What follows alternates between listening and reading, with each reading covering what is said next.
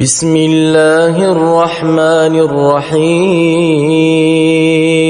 والفجر وليال عشر والشفع والوتر والليل إذا يسر هل في ذلك قسم لذي حجر ألم تر كيف فعل ربك بعاد إرم ذات العماد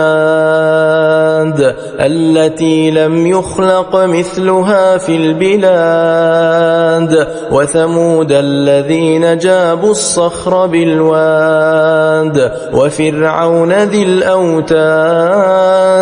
الذين طغوا في البلاد فأكثروا فيها الفساد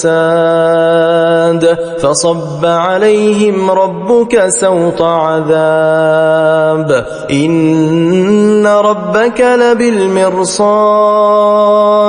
فأما الإنسان إذا ما ابتلاه ربه فأكرمه ونعمه فيقول ربي أكرمن وأما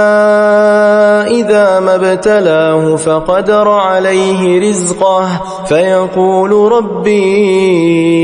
أهانن كلا بل لا تكرمون اليتيم ولا تحاضون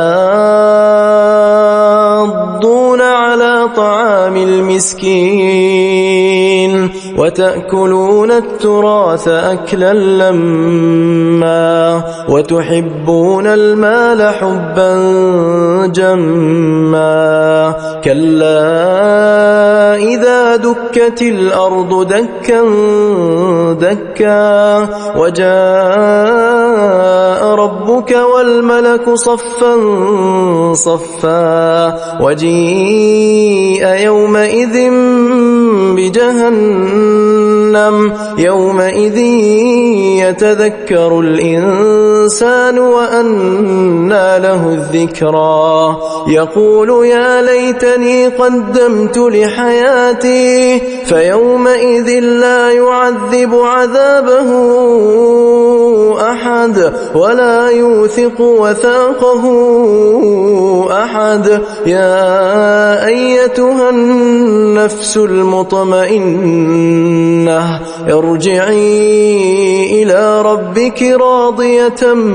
مرضية فادخلي في عبادي وادخلي جنتي.